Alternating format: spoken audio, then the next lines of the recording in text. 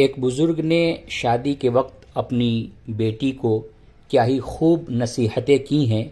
کیا ہی اچھا ہوتا کہ اگر یہ نصیحتیں ہماری بیٹیاں اس پہ عمل کرتی. بزرگ نے اپنی بیٹی کو نصیحت کی. ایک بات تو یہ کہی کہ بیٹی، غرور اور ضد سے بچنا، اس لیے کہ یہ طلاق کی کنجی ہے. جی ہاں، ضد اور غرور یہ طلاق کی کنجی ہے. اگر آپ غور کریں تو 100 عورتوں کو اگر طلاق ہوتی ہے تو شاید 90 سے زیادہ وہ ہوتی ہیں جن کی ضد اور جن کے تکبر سے پریشان ہو کر خاوند نے ان کو طلاق دیا. پھر انہوں نے اپنی بیٹی کو ایک یہ خاص نصیحت یہ بھی کی کہ بیٹی، سرما پانی کا استعمال کثرت سے کرنا. اب یہ کیا ہے؟ سرما اور پانی کا استعمال کثرت سے کرنا. سرما سے مراد یہ ہے کہ تم اپنے میاں کے لیے تیار ہونا، سنگھار کرنا، بننا، سنورنا. اور پانی سے مراد یہ ہے کہ کثرت سے غسل کرنا، نہانا دھونا. یہ نہ ہو کہ تمہارے جسم سے پسینے کی بدبو ہی آتی رہے. دیکھیے میرے بھائیوں، قناعت اور انکساری کو اپنا ہتھیار سمجھنی چاہیے. یعنی انکساری سے مراد عاجزی ہے.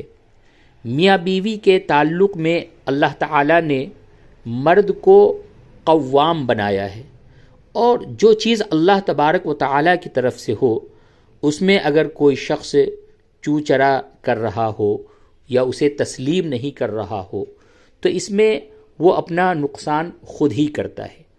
اور اگر اللہ تبارک و تعالیٰ کی طرف سے ہی اگر کسی چیز کو تجویز کر دیا گیا ہو تو پھر اس کو اپنانا یہ ہمارے لیے ایک فائدہ مند ہوتا ہے.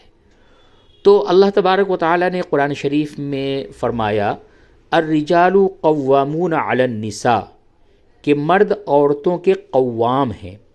قوام یوں سمجھیے کہ ایک چھوٹا سا گھر ہے، اس میں اللہ تبارک و تعالیٰ نے مرد کو سربراہ بنا دیا ہے. جس طرح لوگ دفتروں میں کسی کو مینیجر بنا دیتے ہیں، فیکٹریوں میں مینیجر بنا دیتے ہیں، تو آخر کسی نہ کسی کو تو جواب دہ ہونا ہی ہوتا ہے. جو ہر بات کے نفع نقصان کا ذمہ دار ہو اس کو مینیجر کہتے ہیں.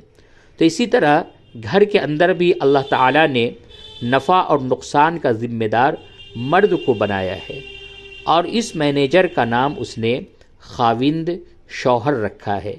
لہٰذا عورت کو چاہیے کہ وہ اپنے خاوند کو اپنا سربراہ تسلیم کر لے اور یہ سمجھے کہ اس کو اللہ تبارک و تعالیٰ نے ہمارا سربراہ بنایا ہے. اللہ تبارک و تعالیٰ نے ہمارے فائدے کے لیے ہی اس کو ہمارا سربراہ بنایا ہے. اس کو اپنا یا اپنی مجبوری نہ سمجھے.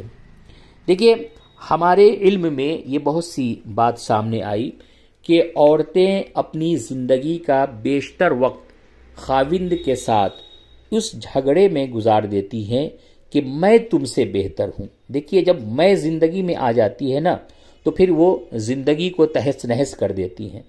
تو وہ کہتی میں تم سے بہتر ہوں، میرا مشورہ چلے گا، میری بات چلے گی.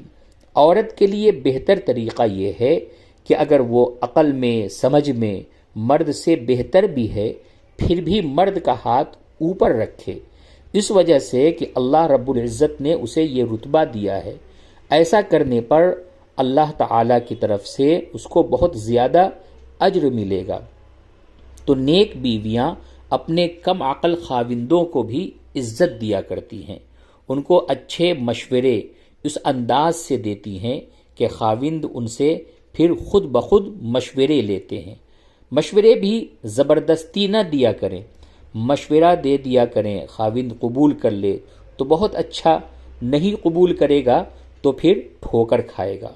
اور جب 2-4 دفعہ دیکھے گا کہ میری بیوی نے تو مجھے یہ مشورہ دیے تھے، اگر میں اس پر عمل کر لیتا تو اچھا ہوتا، تو وہی خاوند جس نے 2-3 باتوں کو نظر انداز کیا وہ تیسری مرتبہ پہلے مشورہ پوچھے گا پھر کوئی قدم اٹھائے گا۔